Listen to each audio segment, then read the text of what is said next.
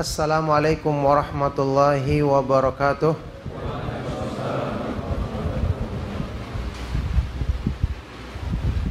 Innal hamdalillah nahmaduhu wa nasta'inuhu wa nastaghfiruh wa na'udzu billahi min syururi anfusina wa min sayyiati a'malina.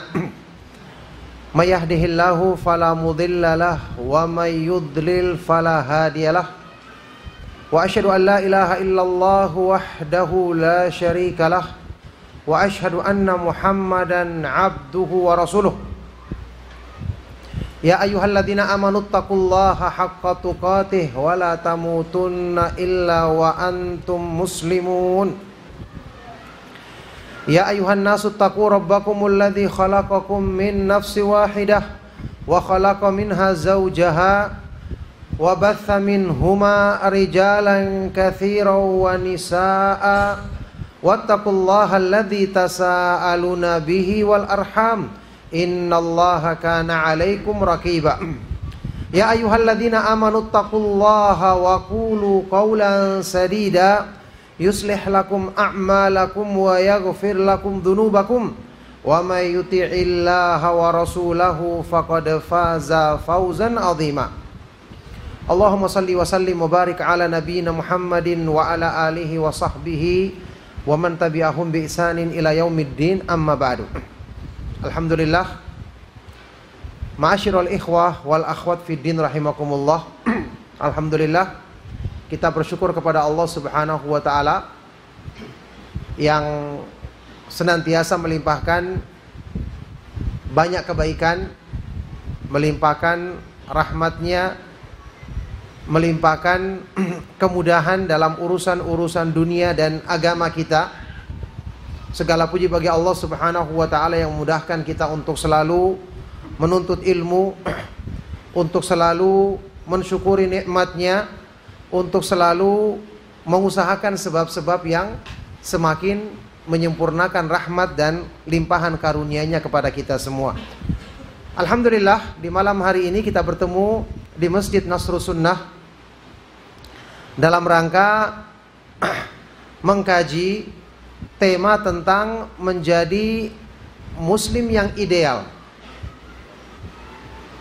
Ya, tentu saja sewaktu kita membahas tema tentang hal-hal yang ideal, itu pembahasannya akan luas.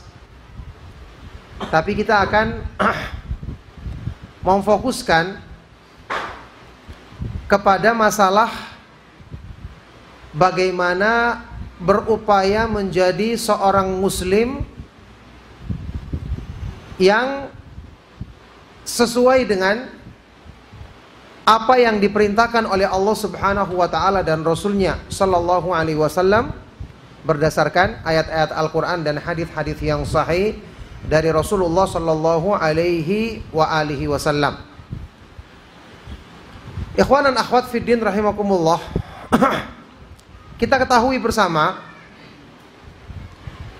Islam adalah agama yang mulia dan satu-satunya agama yang benar. Satu-satunya agama yang diridhai oleh Allah Subhanahu wa taala.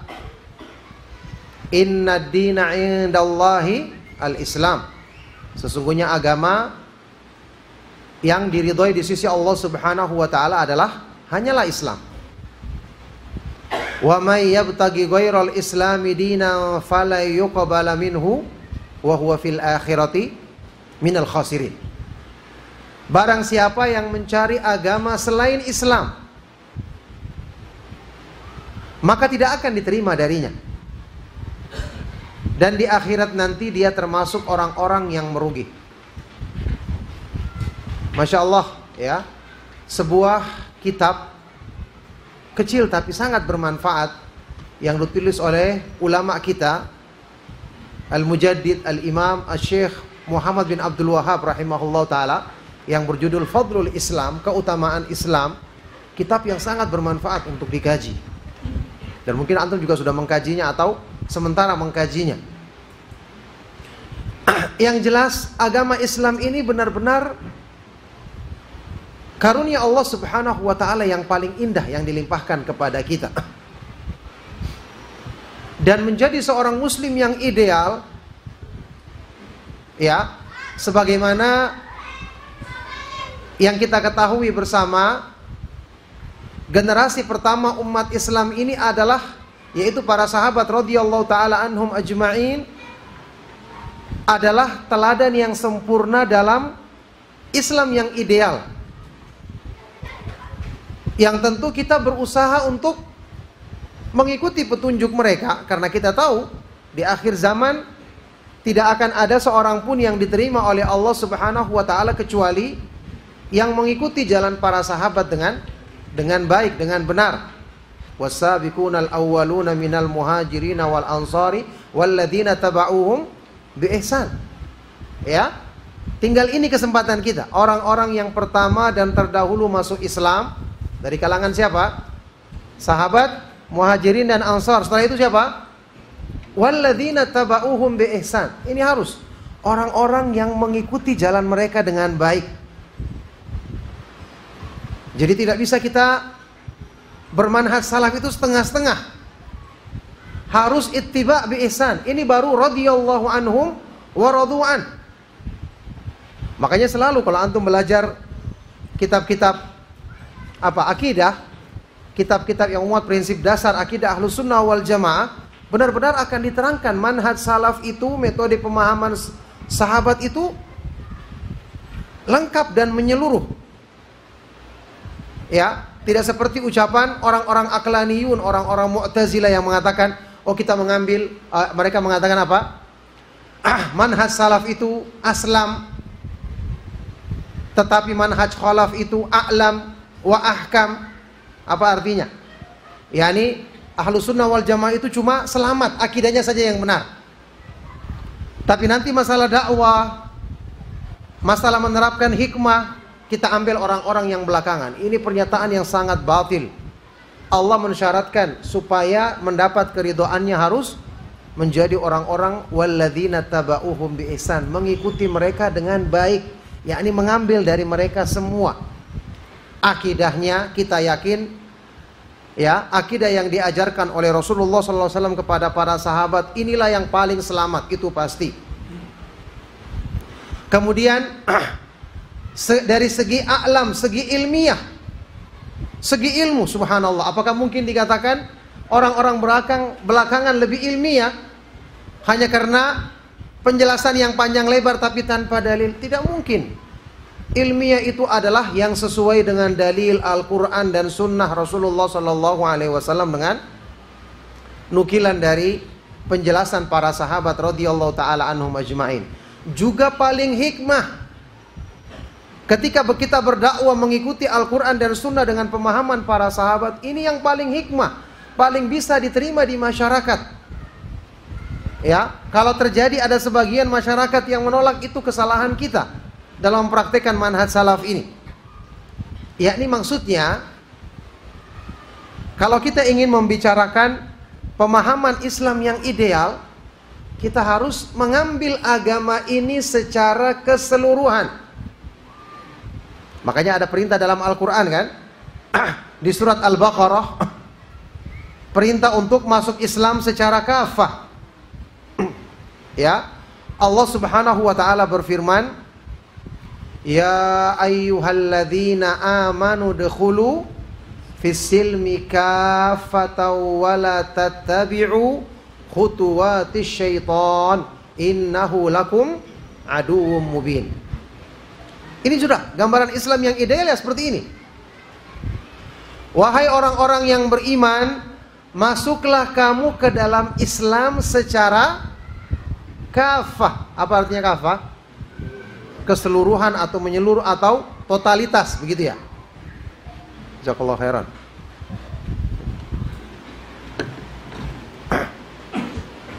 Ustaz Abu Islah kayaknya berbakat jadi pelayan. Ya. Jadi masuklah kamu ke dalam Islam secara keseluruhan, secara totalitas. Dan janganlah kamu mengikuti langkah-langkah syaitan. Sesungguhnya syaitan itu adalah musuh yang nyata bagimu. Masuk Islam lahir dan batin, akidahnya harus sesuai dengan Islam, tauhid, menjauhi perbuatan syirik, mengikuti sunnah Rasulullah sallallahu alaihi wasallam, menjauhi perbuatan bid'ah, meyakini hal-hal yang diwajibkan untuk kita yakini, kita benarkan dalam rukun iman, kemudian mengamalkan hal-hal yang disebutkan dalam rukun Islam dan yang lainnya. Siapa yang paling banyak memahami dan mengamalkan Islam, maka dialah yang paling ideal Islamnya. Ya. Jadi dalam Islam ini tidak ada yang namanya hal-hal yang kita tinggalkan saja. Tidak, kita berusaha mengamalkan semua. Islam lahir dan batin. Ya, baik itu yang merupakan ucapan lisan, mulai dari mengucapkan 2 kalimat syahadat, kemudian membaca Al-Quran, berzikir, berdoa, amalan anggota badan, kemudian keyakinan di dalam hati. Ya, makanya kita tahu bagaimana para ulama salaf mendefinisikan iman apa? Al-imanu qaulun bil lisan, wa i'tiqadun bil janan, wa amalun bil arkan. Iya kan? Iman itu adalah ucapan lisan, bersyahadat, membaca Al-Quran, berzikir, ini iman. Kemudian keyakinan di hati. Ada iman di dalam hati. Ada tauhid yang kita yakini. Ada iman kepada Allah, iman kepada malaikat, kitab-kitab Allah, kepada rasul-rasul Allah, kepada hari kiamat, kepada takdir Allah. Semua yang disebutkan dalam rukun Islam, rukun iman. Wal amalu bil arkan, dan mengamalkan dengan anggota badan. Inilah Islam yang ideal. Ya, berusaha kita mengamalkan semua yang diajarkan dalam agama Islam ini. Ada hal-hal yang masih berat, jangan kita tolak, kita berdoa kepada Allah. Ya Allah, mudahkan aku untuk menerima Islam secara totalitas, mudahkan saya supaya bisa mengamalkan, mudahkan saya untuk menundukkan hawa nafsu agar bisa menerima dan mengamalkan syariat ini. Jangan ditolak karena ini berbahaya, menjadikan Islam seseorang tidak totalitas lagi. Inilah sebabnya, ikhwan dan akhwat fiddin rahimakumullah, ketika Allah Subhanahu wa taala menyebutkan apa ini? Teguran kepada orang-orang Arab Badui di surat Al-Hujurat ayat ke-14. Orang-orang Arab Badui yang sudah masuk Islam, ya mereka merasa Islamnya sudah tinggi, sudah ideal, iman sudah masuk ke dalam hatinya. Ternyata Allah Subhanahu wa taala meluruskan keadaan mereka yang sesungguhnya. A'udzubillahi minasyaitonir rajim. Qalatil a'rabu amanna. Orang-orang Arab Badui mengatakan, kami telah beriman. Maksudnya sudah sempurna iman kami. Kul, katakan kepada mereka, wahai Rasulullah, lam tu'minu walakin qulu aslamna. Kalian belum beriman, berarti kafir? Bukan. Bukan berarti kafir, belum sempurna imannya. Qul lam tu'minu, katakan kalian belum beriman, tapi katakanlah aslamna, kami baru berislam. Dan walamma yadkhulul imanu fi qulubikum, dan belumlah iman itu masuk ke dalam hatimu. Berarti Islamnya belum kafah, masih yang zahir saja mereka lakukan. Keyakinannya belum kuat di hati. Kecintaan kepada Islamnya masih lemah. Keikhlasan, khusyuk, cinta, takut dan berharap kepada Allah belum menancap kuat di hati. Makanya Allah sebutkan walamma yadkhulul imanu fi qulubikum. Dan iman itu belum masuk ke dalam hatimu. Nah, disinilah ikhwan dan akhwat fiddin rahimakumullah, kalau kita membayangkan Islam yang ideal atau Muslim yang ideal, ya, Maka yang dimaksud dengan muslim yang ideal ini adalah yang berusaha mengamalkan Islam lahir dan batin. Antum sekarang mengikuti pengajian, ya belajar akidah, belajar tauhid, belajar fikih tentang sholat, fikih tentang puasa, tentang zakat, tentang sedekah, tentang wudhu, tohar dan seterusnya. Ini adalah jalan untuk menjadi muslim yang ideal. Cuman di sini kita perlu berjuang menundukkan hawa nafsu kita agar bisa menerima syariat ini secara totalitas. Yakni ada hal-hal yang belum kita terima, kita tundukkan, kita amalkan lagi, kita berdoa kepada Allah, kita berjuang lagi. Pastinya sewaktu kita belajar Islam kan ada hal-hal yang bertentangan dengan keinginan nafsu kita kan. Banyak makan. Ya, coba antum perhatikan di surat Al-Insan, ketika Allah Subhanahu wa taala menyebutkan anugerah diturunkannya Al-Qur'an kepada Rasulullah sallallahu alaihi wasallam. Inna nahnu nazzalna 'alaikal qur'ana tanzila. Sesungguhnya kamilah yang menurunkan kepadamu Al-Qur'an wahai Rasulullah dengan sebenarnya. Masya Allah. Ini kan nikmat. Kita bayangkan setelah ini harusnya apa? Bersyukurlah atas nikmat ini atau amalkanlah Al-Quran. Ternyata tidak. Allah berfirman, fasbir li hukmi rabbika wala tuti' minhum athiman au kafura. Maka bersabarlah kamu ketika menjalankan hukum Rabbmu.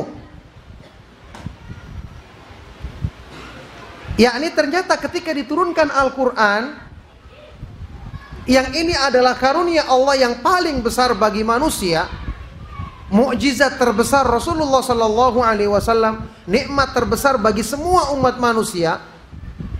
Ternyata kita perlu berjuang untuk bisa menerima dan mengamalkannya. Makanya Allah perintahkan apa tadi?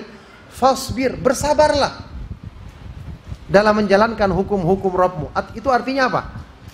Di dalam diri kita banyak hal-hal yang perlu dibenahi dan diluruskan.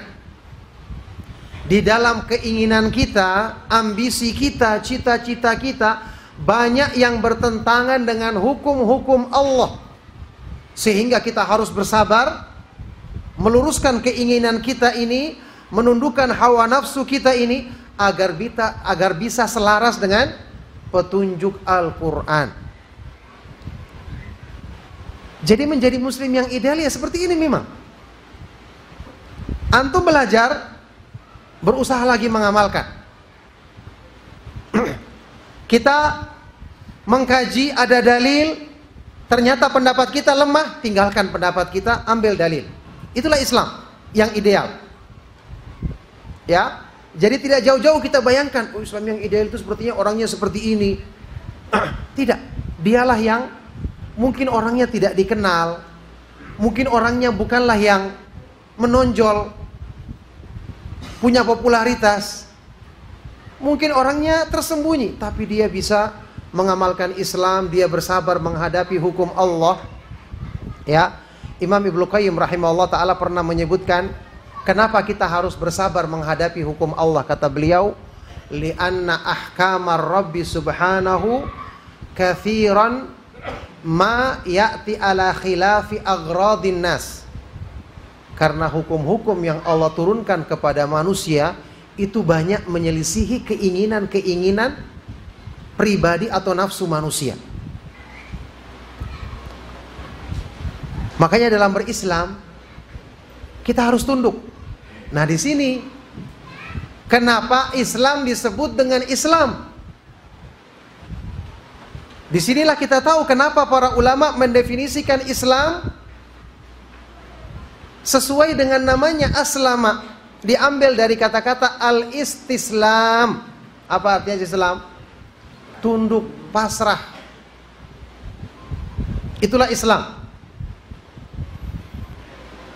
Oleh Syekh Muhammad bin Abdul Wahhab rahimahullah ta'ala disebutkan maknanya Islam adalah al-istislamu lillahi bitauhidi walin qiyadu lahu bitta'ah. Ini juga yang dijelaskan oleh Syekh bin Bas rahimahullah ta'ala.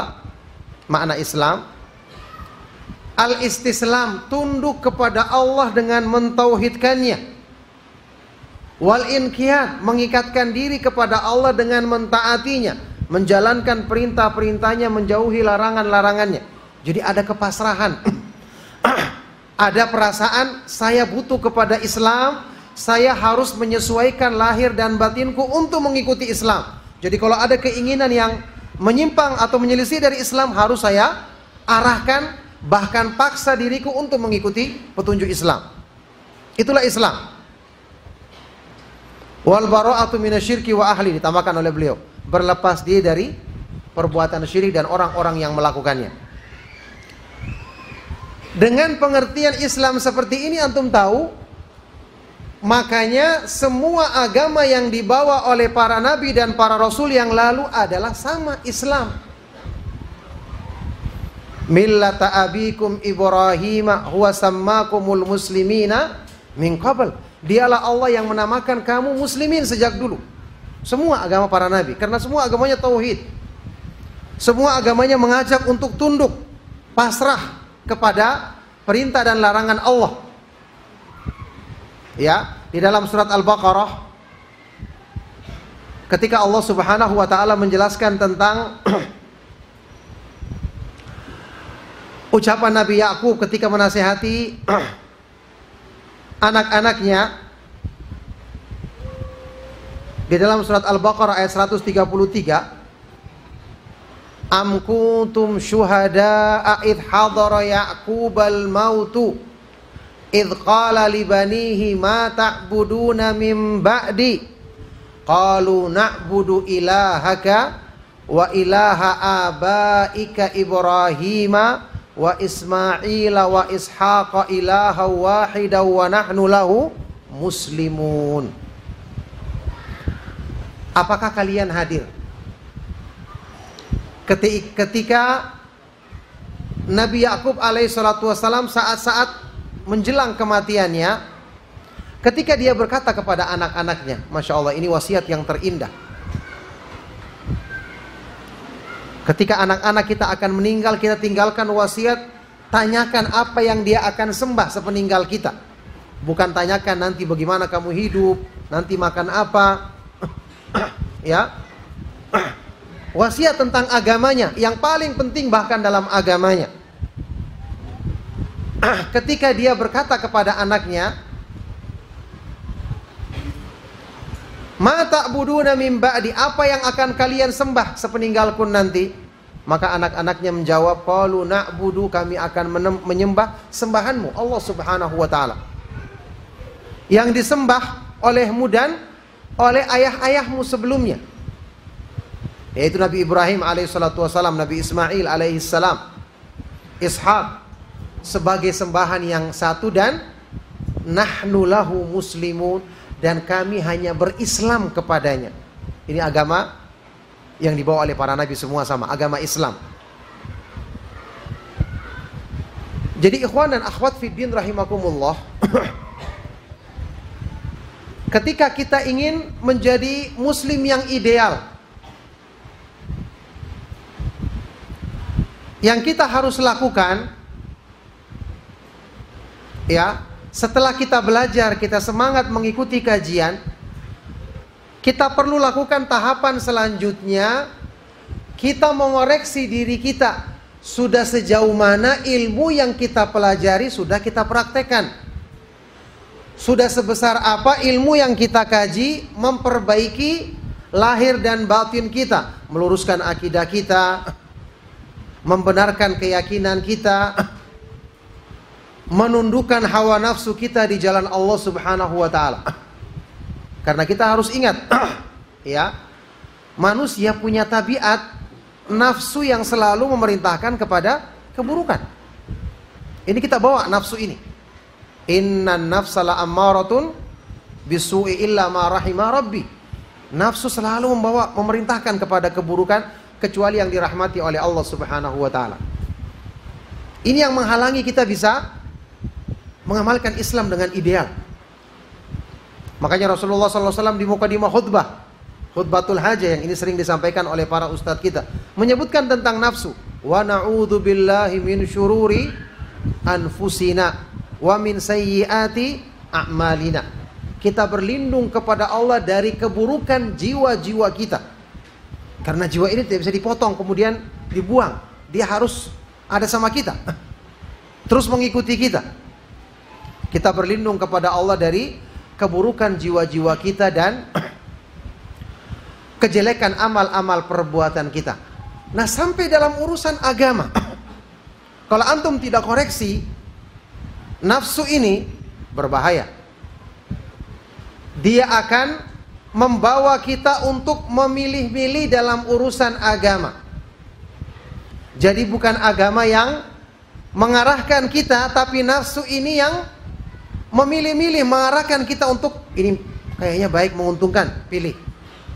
Oh, ini memberikan faedah duniawi, lakukan. Oh, ini kayaknya tidak benar, susah, tinggalkan. Jadilah hamba ini gagal melaksanakan Islam yang ideal. Gara-gara apa? Dia tidak mengoreksi dirinya. Dia tidak mengamalkan perintah Allah di ayat tadi untuk totalitas menerima Islam. Coba perhatikan firman Allah Subhanahu wa taala di dalam Al-Qur'an di surat Al-Hajj ayat ke-11.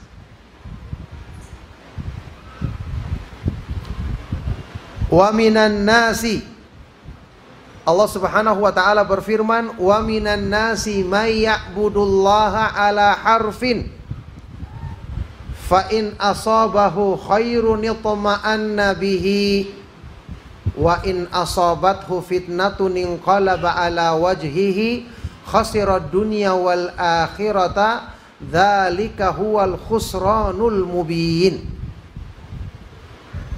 Di antara manusia, berarti ini ada ya. Di antara manusia ada orang-orang yang dia itu beribadah kepada Allah, artinya masuk Islam ala harfin. Di tepinya. Harf itu ujungnya. Ada yang bilang maksudnya dia masuk Islam itu ragu-ragu, belum sepenuhnya. Ada juga yang mengatakan ala harfin artinya seperti orang yang berdiri di tepi. Di sudut ruangan dia periksa dulu. Oh, ini yang baik, nah ikuti. Fa in asabahu khair, kalau dia mendapatkan kebaikan, dia merasa ada untungnya Islam, dia pun tenang mengamalkan Islam. Seolah-olah dia membela Islam. Tapi ketika dia ditimpa fitnah, hal yang tidak menguntungkan dirinya dalam Islam, inqalaba ala wajhihi, dia pun berpaling meninggalkan Islam. Allah menegaskan khasirad dunya wal akhirata, inilah orang yang rugi dunia akhirat. Kenapa? Dengan dia meninggalkan Islam, apakah dia untung? Lebih parah lagi keburukan yang akan menimpa dirinya. Tapi syaitan menutupi itu di hadapannya. Rugi dunia dan terlebih-lebih di akhirat. Dzalika huwal khusranul mubin, dan itulah kerugian yang nyata. Ikhwan dan akhwat fiddin rahimakumullah. Hawa nafsu ini adalah termasuk penghalang terbesar bagi manusia untuk meraih keridhaan Allah Subhanahu wa taala. Ini kesepakatan para ulama bahwa hawa nafsu ini penyakit terbesar, penghalang terbesar. Ini kesepakatan para ulama. Ibnu Qayyim rahimahullah taala menukil, wa qad ajma'a as-sa'iruna ila Allahi ala ikhtilafi turuqihim wa tabayuni sulukihim ala anna an-nafsa hiya al-qati'atu bainal 'abdi wa bainal wusuli ila Rabb. Sungguh telah bersepakat semua orang-orang yang ingin mendekatkan diri kepada Allah bahwa nafsu manusia adalah penghalang utama. Nafsu manusia adalah qati'ah, ya, penghalang utama, pemutus antara seorang hamba untuk sampai kepada ridho Allah Subhanahu wa taala. Jadi bayangkan ikhwan dan akhwat fiddin rahimakumullah, kalau kita belajar agama, kita hanya bersantai-santai menyikapi nafsu kita. Ada keinginan kita ikuti, tidak kita koreksi. Sekarang tujuannya agama diturunkan untuk apa? Ya, kalau kemudian kita anggap, saya punya uang, beli apa saja saya inginkan. Tidak boleh. Agama itu membimbing kita dengan bimbingan untuk kita bisa menahan diri. Tidak juga sampai kurang, tapi juga tidak berlebih-lebihan. Kenapa? Supaya kita terbiasa menundukkan hawa nafsu kita di jalan Allah. Ingat, Allah Subhanahu wa ta'ala ketika menyebutkan ciri penghuni surga di dalam surat An-Nazi'at, wa amma man khafa maqama rabbih wa nahan nafsa anil hawa fa innal jannata hiyal ma'wa. Adapun orang-orang yang khafa maqama rabbih, memiliki rasa takut terhadap agungnya kedudukan Allah dan selalu menahan nafsu dari memperturutkan keinginannya, maka sesungguhnya Allah Subhanahu wa ta'ala, maka sesungguhnya surga akan menjadi tempat tinggalnya. Jadi ikhwan dan akhwat fiddin rahimakumullah, kita beragama, kita belajar, kita ikut kajian, itu saatnya kita koreksi diri kita untuk menjadikan diri kita itu totalitas masuk Islam lahir dan batin. Jangan sampai ada cita-cita atau keinginan yang belum kita bereskan, masih kita pelihara. Antum ingat ya, ketika para ulama membahas tentang sebab-sebab su'ul khotimah, na'udzubillah min dzalik. Hadis Rasulullah sallallahu alaihi wasallam yang menyebutkan tentang orang yang mendapatkan su'ul khotimah di akhir hidupnya, padahal semasa hidupnya kelihatan dia rajin beribadah. Ternyata ada yang tersembunyi dalam hatinya. Dia tidak koreksi, dianggap agamanya sudah baik-baik saja. Tahu kan hadisnya, hadis riwayat Ibnu Mas'ud radhiyallahu taala anhu, hadis keempat di hadis Arba'in Nawawiyah di bagian akhir. Wallahi alladzi la ilaha ghairuh inna ahadakum la ya'malu bi amali ahlil jannati hatta ma yakunu bainahu wa bainaha illa dhira'un fayasbiqu alaihi alkitab fayamalu bi amali ahli nari fayadkhuluha. Demi Allah yang jiwaku ada di tangannya, sesungguhnya salah seorang di antara kamu ada yang dia itu benar-benar mengamalkan amalan penghuni surga dalam hidupnya, sehingga tidak ada lagi jarak antara dirinya dengan surga kecuali tinggal satu hasta, dhira, yakni antara siku dengan ujung jari, satu lengan gitu ya, satu apa ini, satu hasta namanya ya. Tapi mendahului dia ketentuan dari Allah, maka dia melakukan amal penduduk neraka dan dia pun masuk neraka. Kenapa bisa orang seperti ini rajin beribadah? Allah Subhanahu wa ta'ala mencabut hidayah di akhir hidupnya, pasti ada sebabnya.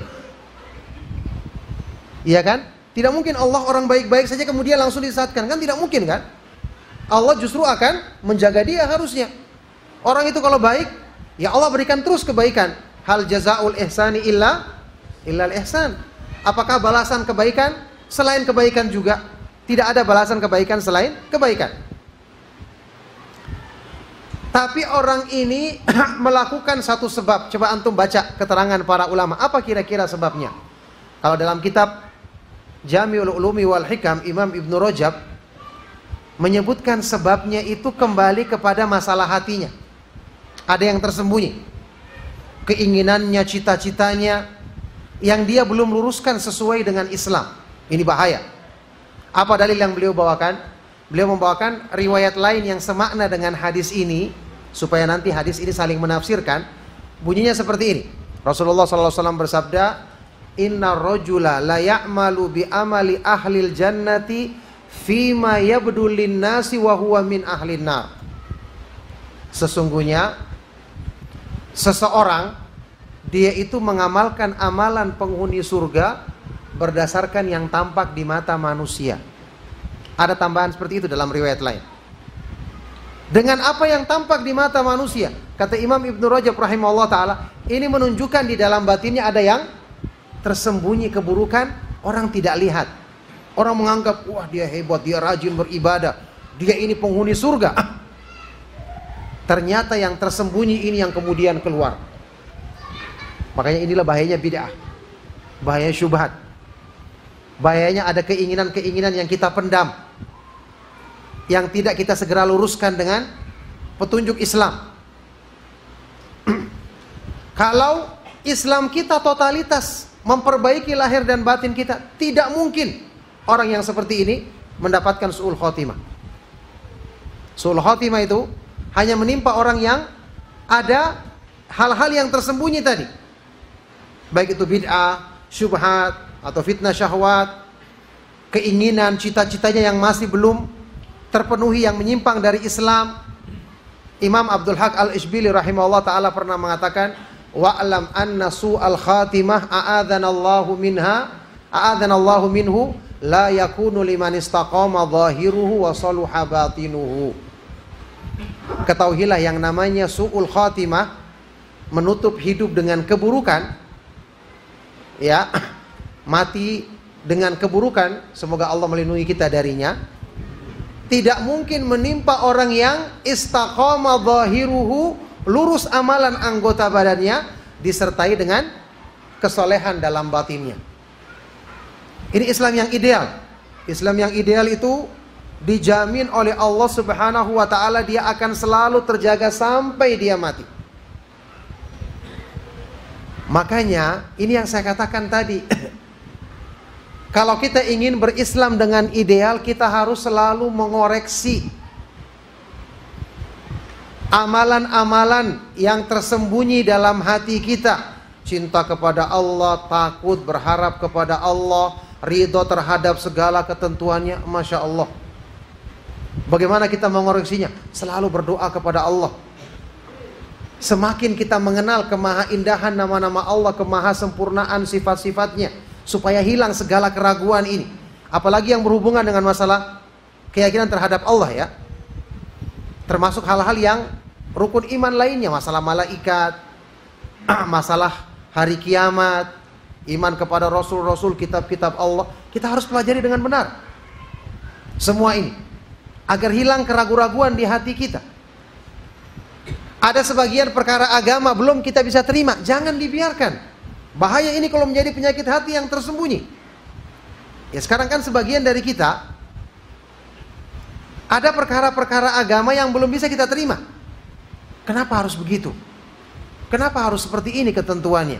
Harusnya kita cari jawabannya, kita bertanya atau cari buku yang bisa menjelaskan, supaya dada kita lapang menerima Islam. Kan sudah kita bahas di kajian kita semalam. Ciri-ciri orang yang mendapatkan Islam sempurna hidayahnya itu adalah famay yuridillahu ayyahdiyahu yashrah sadrahu lil Islam. Barang siapa yang Allah kehendaki untuk Allah berikan hidayah yang sempurna kepadanya, Allah akan lapangkan hatinya menerima Islam. Tidak ada lagi keraguan, tidak ada lagi penolakan. Jangan sampai dibiarkan sehingga jadi tersembunyi, tiba-tiba muncul di akhir hidupnya. Akhirnya dia menjadi ragu terhadap agamanya, akhirnya dia membenci sebagian dalam syariat Islam. Na'udzubillah min dzalik. Ini bisa berbahaya nanti bagi orang yang seperti ini keadaannya. Oleh karena itu ini ya, bagi kita harus selalu mengoreksi diri seperti ini. Ketika ada sesuatu yang belum kita bisa terima dalam Islam, kita berdoa kepada Allah, minta. Kan Allah yang maha kuasa untuk membolak-balikan hati kita. Ya. Kemudian jangan merasa ketika sudah mengamalkan sesuatu secara zahir, kita anggap lahir dan batin kita sudah baik. Belum tentu. Belum tentu. Allah Subhanahu wa ta'ala menyebutkan di dalam Al-Quran di surat Al-Anfal ayat ke-24. Ya ayyuhalladzina amanu stajibu lillahi walir rasuli idza da'akum lima yuhyikum wa'lamu annallaha yahulu bainal mar'i wa qalbihi wa annahu ilaihi tuhsyarun. Wahai orang-orang yang beriman, istajibu, penuhilah panggilan Allah dan panggilan Rasulnya. idza da'akum, yang mengajakmu untuk memberikan kebaikan hidup bagimu. Dan ketahuilah Allah dialah yang membatasi manusia dari hatinya, dan bahwasanya hanya kepada Dia kalian semua dikembalikan. Ada istinbat yang diambil oleh Imam Ibnu Qayyim dari ayat ini. Beliau mengatakan, annal istijabata asluha bil qalbi, fala tanfa'ul istijabatu bil badani dunal qalbi. Yang namanya tunduk mengikuti seruan Allah dan Rasulnya itu asalnya harus dimulai dari hati. Karena tidak bermanfaat yang dikerjakan oleh anggota badan kalau tidak bersumber dari hati. Subhanallah, ini pentingnya kita menundukkan hawa nafsu. Jadi ikhwan dan akhwat fiddin rahimakumullah, menjadi seorang muslim yang ideal ya adalah kita berislam dengan benar. Kita masuk Islam, kita mensyukuri rezeki yang Allah berikan, kita ridho dengan segala ketentuannya, tauhid, mengimani takdir dengan benar. Ketika Rasulullah SAW menyebutkan tentang keberuntungan seorang muslim di dalam hadis sahih riwayat Imam Muslim, apa kata beliau? Qad aflaha man aslama wa ruziqa kafafan wa qanna'ahu Allahu bima atah. Sungguh beruntunglah orang yang masuk Islam, kemudian dia mendapatkan rezeki yang secukupnya, kafaf, tidak lebih tidak kurang, dan Allah jadikan dia qanaah, ridha menerima pembagian rezeki yang Allah berikan untuknya. Ini Islam yang ideal. Dia terima rezeki, dia ridha dengan segala ketentuan Allah.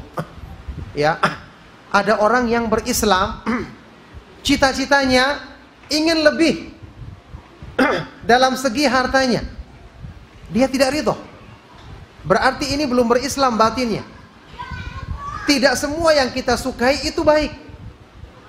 Makanya ketika Allah memberikan kepada kita, kita harus terima dan kita yakini itulah yang terbaik. Waktu kita diberikan lebih, kita terima dan kita mohon kepada Allah agar dimudahkan mensyukurinya. Demikian pula waktu kurang. Jadi masalah keinginan pun kita harus tundukkan. Allah Subhanahu wa taala berfirman di surat Al-Baqarah sewaktu menyebutkan tentang masalah pensyariatan jihad. Kutiba alaikumul qitalu wa huwa kurhul lakum wa asa an takrahu syai'an wa huwa khairul lakum wa asa an tuhibbu syai'an wa huwa syarrul lakum wallahu ya'lamu wa antum la ta'lamun. Diwajibkan bagi kalian untuk berperang di jalan Allah padahal itu kamu tidak sukai. Allah kemudian menegaskan, bisa jadi wahai manusia kalian membenci sesuatu padahal dari situlah arah kebaikan untukmu. Dan bisa jadi kamu menyukai sesuatu padahal dari situlah justru keburukan bagimu. Allah Maha mengetahui sedangkan kamu tidak mengetahui. Ingat, keinginan kita berdasarkan apa? Munculnya kan dari hawa nafsu, dari pandangan kita tentang dunia. Maka bagaimana kita jamin itu kebaikan? Makanya kata Imam Ibnu Qayyim rahimahullah ta'ala, kalau kita berdoa itu kita beradab kepada Allah. Jangan mengatakan, ya Allah saya menginginkan seperti ini, seolah-olah antum tahu ketika diberikan itu langsung jadi baik. Harusnya kita kaitkan dengan ilmu Allah, iya kan? Allah Maha mengetahui sedangkan kamu tidak mengetahui. Begini, ya Allah, seandainya ini sesuai dengan ridhamu, mendatangkan kebaikan dunia akhirat, mudahkan saya. Ini beradab namanya, iya kan? Kalau tidak, palingkan saya darinya. Subhanallah, kayak doa istikharah begitu. Urusan dunia kita kalau kita perlakukan seperti ini, kata Imam Ibnu Qayyim rahimahullah ta'ala, setiap Allah memberikan kepada kita ketentuan yang Dia takdirkan, Dia selalu akan menolong kita untuk menghadapi resikonya. Karena kita beradab waktu berdoa. Tapi kalau waktu kita berdoa tanpa adab, ya Allah saya ingin seperti ini, usaha, ya Allah saya ingin berhasil, saya ingin jadi orang kaya. Ternyata Allah takdirkan jadi orang kaya, hamba ini tidak akan ditolong menghadapi fitnahnya harta, menghadapi kelalaian dan seterusnya. Kemudian kalau Allah tidak takdirkan, ya dia tidak dapat juga. Karena tidak ada, dengan permintaannya lantas Allah beri juga tidak. Karena semua sesuai dengan takdir dan kehendak Allah Subhanahu wa taala. Cuman kalau kita beradab dalam meminta kepada Allah, kita berislam dengan benar, maka Allah Subhanahu wa taala akan tolong kita dalam semua urusan-urusan dunia kita, karena selalu kita sandarkan kepada pilihan dan ilmu Allah Subhanahu wa taala yang sempurna. Ikhwan dan akhwat fiddin rahimakumullah. Kita lanjutkan sedikit sebelum kita membuka sesi tanya jawab. Menjadi muslim yang ideal juga bukanlah berarti kita tidak bisa salah, ya kan? Tidak mungkin manusia tidak salah. Tadi kita katakan kita harus berusaha memahami dan mengamalkan semua syariat Islam karena ini yang diperintahkan. Ya. Tapi karena kita sebagai manusia mesti kita lalai dan salah. Kullu bani Adam khata'un wa khairul khata'ina at-tawwabun. Itu hadis sahih riwayat Imam Ahmad dalam musnadnya. Semua manusia banyak berbuat salah. Dan sebaik-baik orang yang banyak berbuat salah adalah yang banyak bertobat. Dipuji di sini, khairul khata'ina, sebaik-baik orang yang banyak berdosa adalah yang banyak bertobat. Hanya para nabi dan para rasul alaihi wassalatu wassalam yang maksum, terjaga. Itu pun karena dijaga oleh Allah. Ya, padahal mereka demikian baiknya. Kalau bukan dengan penjagaan Allah Subhanahu wa taala, mereka akan terjerumus. Berarti untuk menjadi muslim yang ideal tidak mesti orang itu tidak berbuat salah.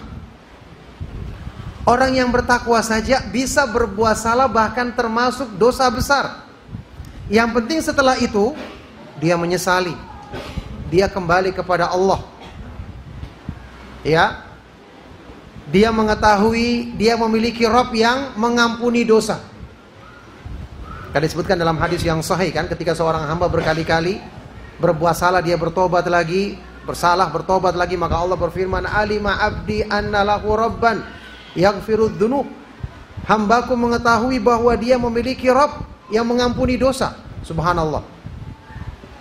Allah Subhanahu wa taala mencintai kita mengamalkan kandungan nama-namanya yang maha indah. Di antara nama Allah yang maha indah apa? Al-Ghafur, Maha Pengampun, At-Tawwab, Maha Penerima Tobat, Al-Afu, Ar-Rahman, Ar-Rahim. Dengan kita ingat dosa kita, untuk segera kita mohon ampun kepada Allah, ini justru menjadi sebab Allah mencintai kita. Meskipun sebelumnya kita melakukan kekurangan dan kesalahan. Ini menunjukkan luasnya rahmat Allah.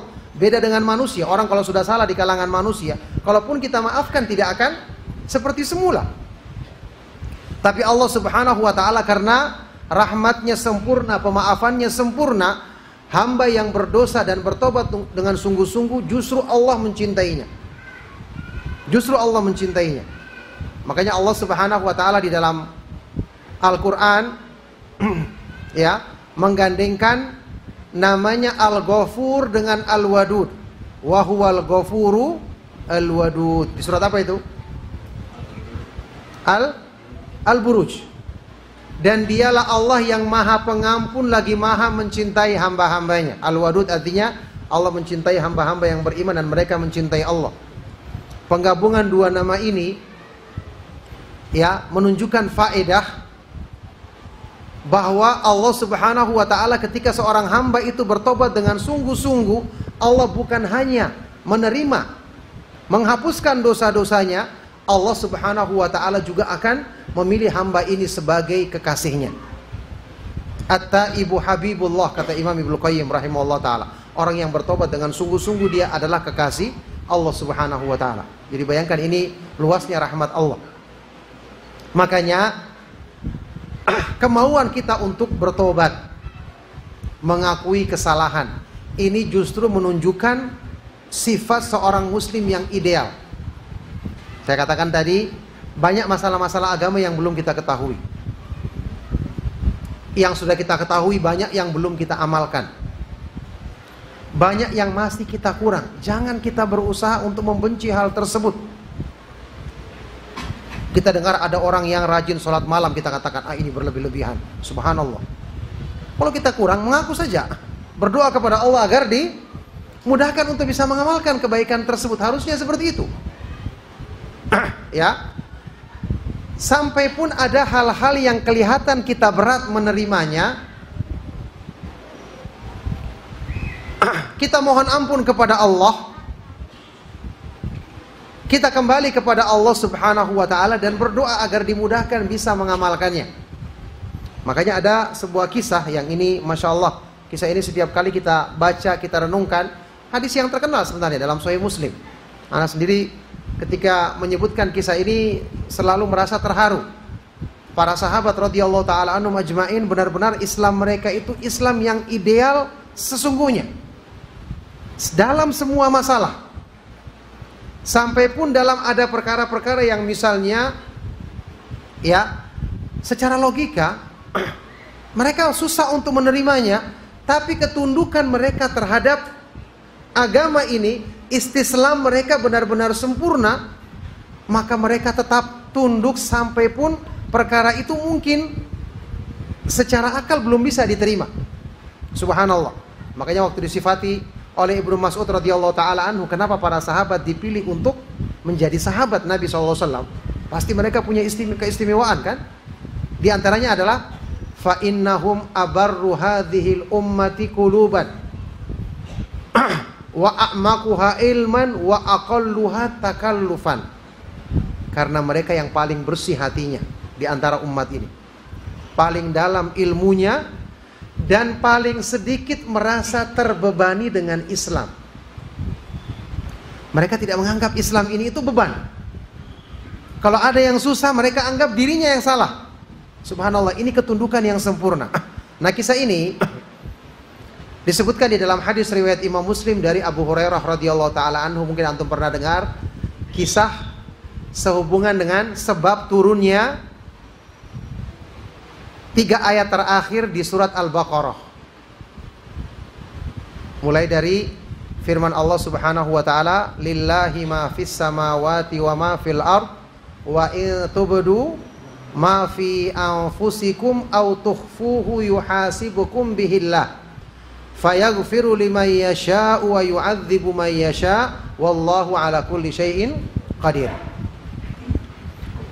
Turun ayat ini, milik Allah lah apa yang ada di langit-langit dan di bumi. Jika kamu menampakkan apa yang ada dalam hatimu, dalam jiwamu, atau kamu sembunyikan, tetap Allah menghisapnya. Wah, ini berat. Siapa yang bisa menahan bisikan jiwa? Masa dihisap semua?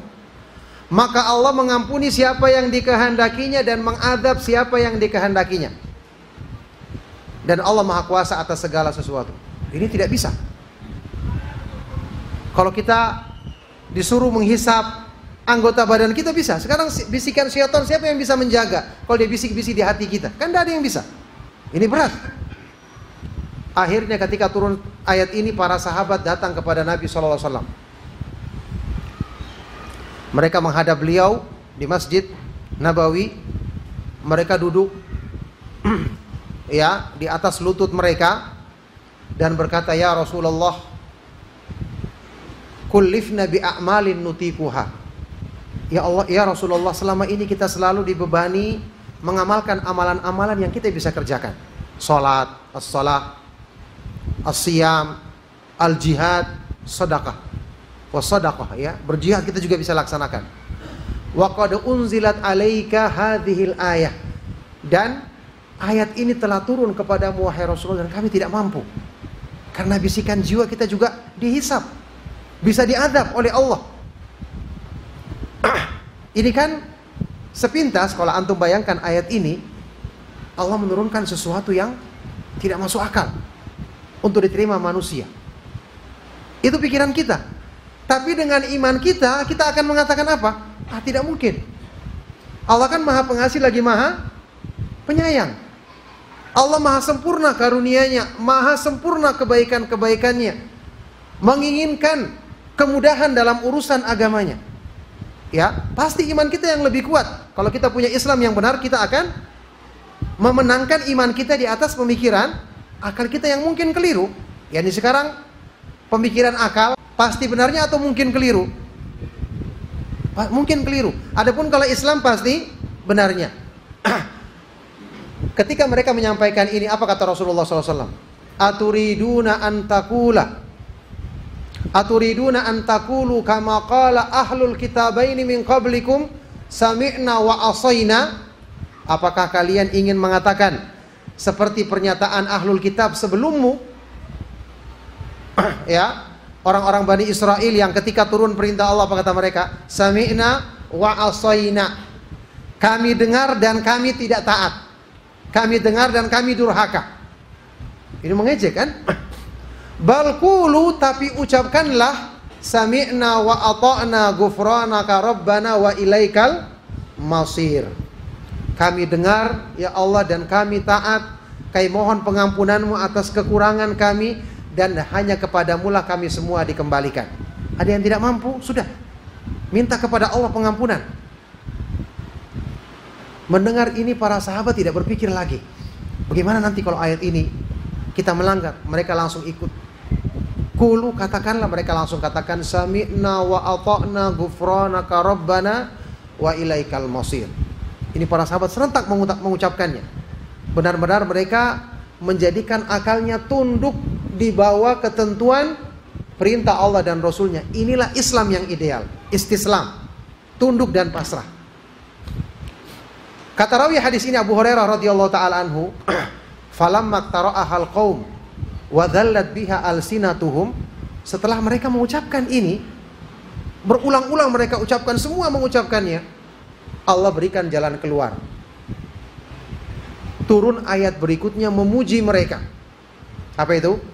Amanar rasulu bima unzila ilaihi mir rabbihi wal mu'minun kullun amana billahi wa malaikatihi wa kutubihi wa rusulihi la nufarriqu baina ahadim mir rusulih wa qalu sami'na wa ata'na ghufranaka rabbana wa ilaikal masir. Rasul beriman dengan apa yang Allah turunkan kepadanya dari Allah, dan orang-orang yang beriman, ini para sahabat, juga mengimaninya. Semua beriman kepada Allah, kepada malaikatnya, kitab-kitabnya, rasul-rasulnya, dan mereka mengatakan kami tidak membeda-bedakan di antara para rasul. Dan mereka mengatakan sami'na wa ata'na, kami dengar dan kami taat ya Allah, kami mohon pengampunanmu dan hanya kepadamu kami semua dikembalikan. Ya, Allah terima, Allah puji mereka sikapnya. Karena mereka apa? Istislam, tunduk dan pasrah. Kemudian kata Abu Hurairah, thumma nasakhaha, kemudian Allah menghapuskan ayat sebelumnya itu, dihapuskan hukumnya dengan turunnya ayat berikutnya yang terakhir. Ya, bagaimana? La yukallifullahu nafsan illa wus'aha. Ini solusi ini.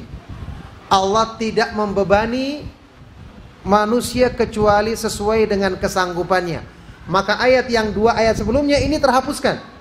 Kalau tadi bisikan-bisikan jiwa dihisap, kalau ditampakkan atau disembunyikan akan dihisap, ternyata setelah itu Allah hapuskan. Allah tidak bebani. Berarti bisikan jiwa tidak dihisap lagi.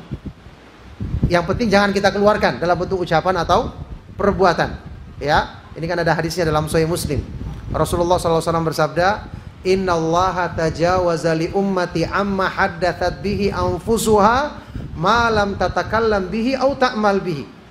Sesungguhnya Allah Subhanahu wa taala mengampuni perbuatan umatku, bisikan-bisikan dalam jiwanya, selama mereka belum mengucapkan dalam bentuk ucapan lisan atau melakukan dengan perbuatan anggota badan. Turunlah ayat yang terakhir, la yukallifullahu nafsan illa wus'aha laha ma kasabat wa 'alaiha maktasabat. Allah tidak membebani seseorang kecuali sesuai dengan kesanggupannya. Dia akan mendapatkan kebaikan dari apa yang diusahakannya. Jadi kalau sudah jadi perbuatan atau ucapan, kalau baik dapat baik, atau kalau buruk maka dapat keburukan. Rabbana apa? La tu'akhidna in nasina au akhtana.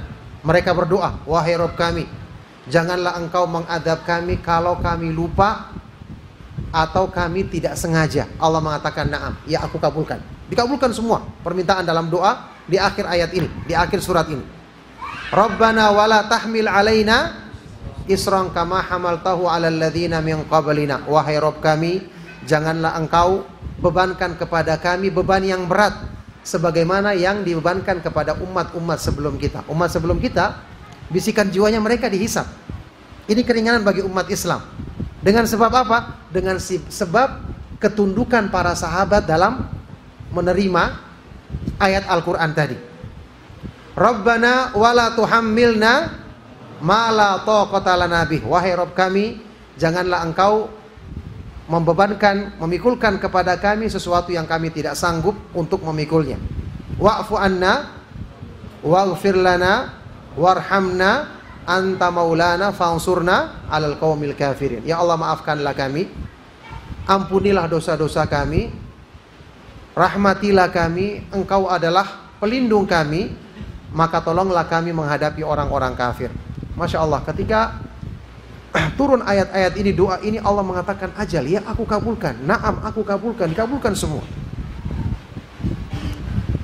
Jalan keluar Allah berikan dengan kita berislam, dengan kita tunduk, bukan dengan kita melawan. Ya, solusi ada yang belum bisa kita amalkan, dan betapa banyaknya yang belum bisa kita amalkan. Iya kan? Ilmu yang kita belum ketahui banyak. Tapi kalau kita punya sikap tunduk, selalu berdoa kepada Allah, meminta agar dimudahkan, dosa-dosa kita, kekurangan kita diampuni, maka dari sebab ini Allah Subhanahu wa ta'ala memberikan jalan keluar bagi kita. Oleh karena itu, inilah makna Islam yang ideal. Islam yang ideal artinya tunduk, pasrah kepada perintah Allah, selalu bersangka baik kepadanya. Ingat ikhwan dan akhwat fiddin rahimakumullah, belum tentu orang yang kelihatan rajin ibadahnya itu Islamnya benar. Orang yang rajin ibadahnya kemudian dia menyombongkan diri, tidak tunduk kepada Allah, Allah tidak terima. Ada seorang hamba yang penuh dengan kekurangan, tapi dia mengakui kelemahan dirinya. Justru ini yang dimuliakan oleh Allah. Ya, kita harus ingat, kadang-kadang syaitan membisiki kita, menggoda kita dari arah, karena kita semangat ibadah dikesankan, wah kamu hebat, yang lain tidak ada yang seperti kamu. Akhirnya apa? Orang ini merasa bangga, sombong, meremehkan orang lain. Ini menjadikan dirinya rendah di hadapan Allah. Ada salah seorang ulama tabi'in, Mutarrif ibnu Abdillah ibnu Syekhir rahimahullah ta'ala pernah mengatakan, la an abita naiman wa usbihu nadiman ahabbu ilayya min an abita qaiman wa usbihu mu'jaban. Sungguh kalau aku tertidur di malam hari tidak sholat malam, tidak sholat tahajud, tapi di pagi hari saya bangun dalam keadaan menyesal, mengakui banyak kekuranganku, semakin tunduk kepada Allah, itu lebih aku sukai daripada saya bangun sholat ibadah di malam hari, paginya bangun dalam keadaan kagum, bangga terhadap diri sendiri. Ini kan tidak tunduk namanya, iya kan? Sombong. Harusnya dia merendahkan diri, dia mengakui. Yang menjadikan dia bisa mengamalkan ibadah itu siapa? Allah Subhanahu wa ta'ala. Kalau bukan karena pertolongan Allah, dia tidak mampu. Ucapan beliau ini dibawakan oleh Imam Az-Zahabi dalam kitab Syiar A'lamun Nubala. Kemudian Imam Az-Zahabi mengomentari, la aflaha wallahi man zakka nafsahu au a'jabathu. Sungguh demi Allah tidak akan beruntung orang yang menganggap dirinya suci atau kagum terhadap dirinya sendiri. Jadi ini tercela, karena ini bukan menunjukkan sikap Islam, sikap Islam yang benar. Oleh karena itu, ikhwan dan akhwat fiddin rahimakumullah, ya, belajar Islam artinya kita belajar tunduk kepada Allah Subhanahu wa ta'ala. Kita belajar untuk selalu menjadi hamba, menghambakan diri. Dari namanya saja menghambakan diri berarti selalu tunduk. Ma tawadhu'a abdun lillahi illa rafa'ahullah. Tidaklah seorang hamba merendahkan diri di hadapan Allah kecuali Allah akan semakin meninggikan dan mengangkat derajatnya. Barakallahu fikum. Mudah-mudahan ya apa yang saya sampaikan dalam kajian kita di malam hari ini bermanfaat untuk menjadi motivasi kebaikan bagi kita, mengoreksi kesalahpahaman kita dan menjadikan kita lebih semangat memperbaiki diri, semangat selalu tunduk dan meminta karunia Allah Subhanahu wa ta'ala yang maha luas untuk kebaikan dan perbaikan bagi pemahaman dan pengamalan agama kita. Semoga Allah Subhanahu wa ta'ala senantiasa menjadikan kita istiqamah di atas Islam dan di atas sunnah Rasulullah sallallahu alaihi wasallam, di atas petunjuk agamanya sampai di akhir hayat kita. Barakallahu fikum. Sebelum kita akhiri, kita jawab dulu.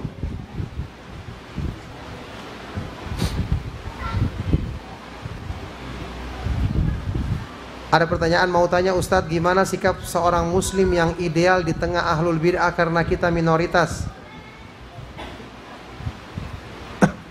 Iya, barakallahu fik, pertanyaan yang sangat baik dari beliau yang bertanya. Semoga Allah Subhanahu wa taala senantiasa melimpahkan kebaikan dan rahmatnya kepada beliau, kepada keluarga dan kepada kita semua. Sikap kita sebagai seorang muslim yang ideal di tengah komunitas atau masyarakat yang mayoritas ya mereka berpemahaman bid'ah. Pertama kita lihat secara umum, insya Allah kita katakan masyarakat awam yang meyakini keyakinan bid'ah bukanlah orang-orang yang meyakini bid'ah karena ilmu, iya kan? Rata-rata mereka masih awam. Kita punya keyakinan seperti itu, sama seperti kita dulu. Alhamdulillah kita dapat hidayah. Ada yang bersabar berdakwah, ada yang bersungguh-sungguh menyampaikan sampai kepada kita dakwah. Kalau kita bayangkan orang-orang sebelum kita akhirnya kaku tidak mau menyampaikan dakwah, kita pun mungkin tidak dapat hidayah. Ya, tentu semua taufik dari Allah Subhanahu wa taala. Jadi apa yang kita lakukan? Kita yakin di masyarakat awam mungkin ada tokoh paling berapa orang jumlahnya? Ya rata-rata semua orang awam. Kita dekati mereka. Sampaikan dakwah kepada mereka semampu kita. Apalagi teman yang sudah kita kenal, tetangga yang sudah kita kenal, ajak dengan cara yang baik. Kita kunjungi dulu, kita mungkin bisa berikan hadiah, berikan buku-buku yang bermanfaat. Dengan sebab ini berapa orang yang dapat hidayah, Masya Allah pahalanya mengalir kepada kita. Sampai pun tidak dapat hidayah, usaha kita untuk berdakwah itu merupakan sebab kita mendapatkan nilai pahala. Kan Rasulullah SAW bersabda, Al-mu'minul ladzi yukhalitun nas wa yasbiru ala adahum wa yasbiru ala adahum khairun minal mu'minil ladzi lam yukhalitin nas wa lam yasbir ala adahum. Seorang mukmin yang mau bergaul dengan manusia dan bersabar dengan gangguan mereka lebih baik dari muslim yang tidak mau bergaul dan tidak bersabar atas gangguan mereka. Kecuali tentu saja kalau orang-orang tertentu yang kita dakwai malah susah, malah bisa mempengaruhi kita, ya ini jangan kita pilih yang seperti ini. Atau kita merasa diri kita lemah tinggal di lingkungan tersebut. Ada orang yang tahu, dia buktikan dirinya, keluarganya, mungkin istrinya atau anaknya terpengaruh, gampang terpengaruh.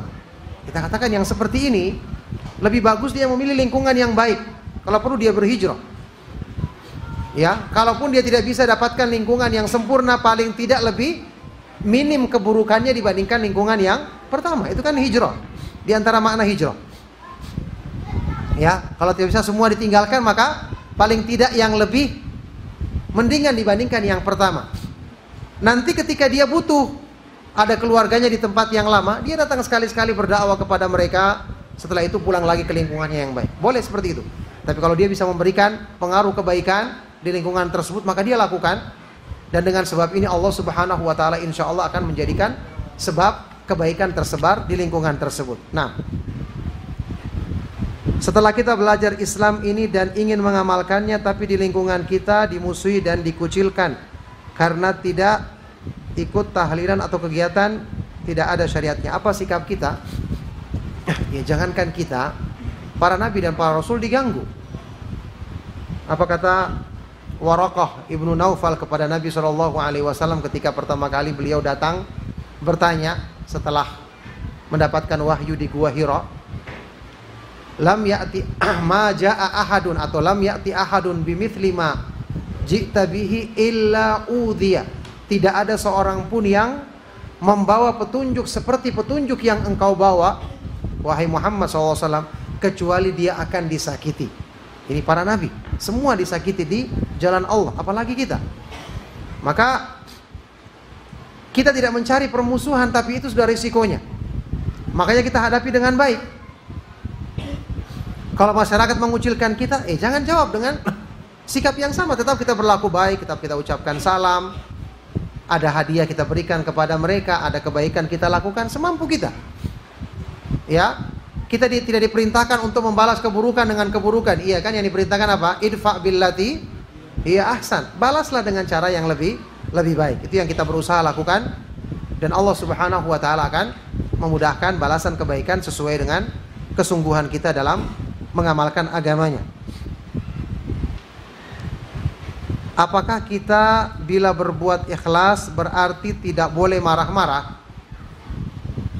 Maksudnya berbuat ikhlas terus marah-marah bagaimana? Marah karena ikhlas? Atau marah ketika orang yang kita baik-baik padanya ternyata tidak membalas dengan kebaikan? Ya tidak boleh. Kalau kita sudah berbuat baik, sudah nilainya di sisi Allah Subhanahu wa taala. Jangan kita harapkan balasan duniawi. Kita menahan diri kita. Kalaupun mungkin kita marah karena perlakuannya tidak sesuai dengan kebaikan yang kita lakukan, kita pendam, jangan tampakkan di hadapannya. Jangan sampai menjadi apa? Sebab gugurnya amal-amal kita. La tubtilu shadaqatikum bil manni wal adha. Jangan batalkan sedekah-sedekahmu dengan mengungkit-ungkit atau menyakiti orang yang diberikan sedekah. Bisa gugur. Maka tahan diri kita. Ya, kalaupun terjadi dia memperlakukan atau membalas dengan tidak baik, maka minta kepada Allah balasan yang sempurna di sisinya.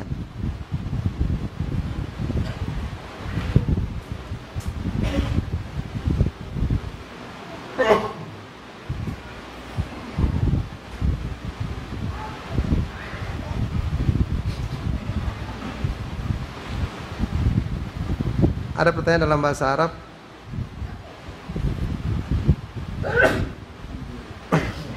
Apa nasihat antum untuk mengikhlaskan niat kita dan menjadikan lurus hati kita di kalangan penuntut ilmu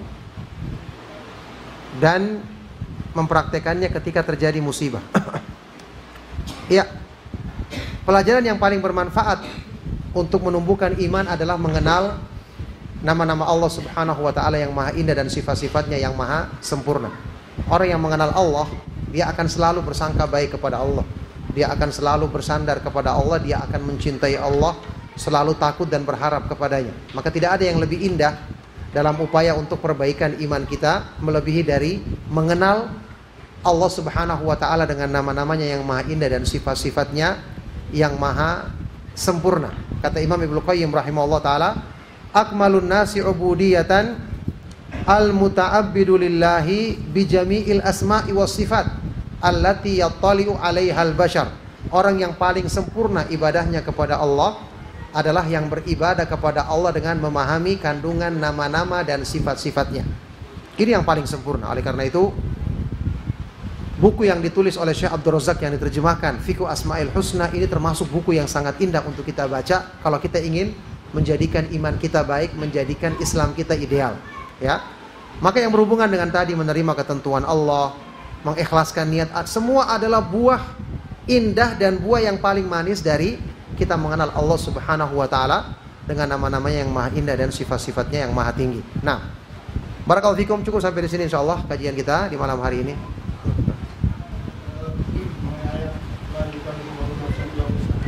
Ya.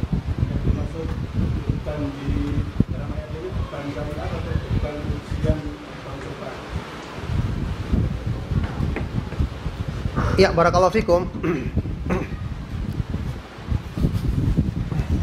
Beban di sini maksudnya adalah pertama beban syariat. Ya, ini syariat tidak akan mungkin melebihi kemampuan manusia. Oleh karena itu, dalam agama ketika berhubungan dengan perintah itu dikaitkan dengan sesuai kemampuan. Beda kalau meninggalkan larangan, tidak ada. Karena meninggalkan larangan pasti semua orang bisa. Iya kan? Karena meninggalkan larangan artinya jangan berbuat. Masa ada orang yang tidak mampu jangan berbuat?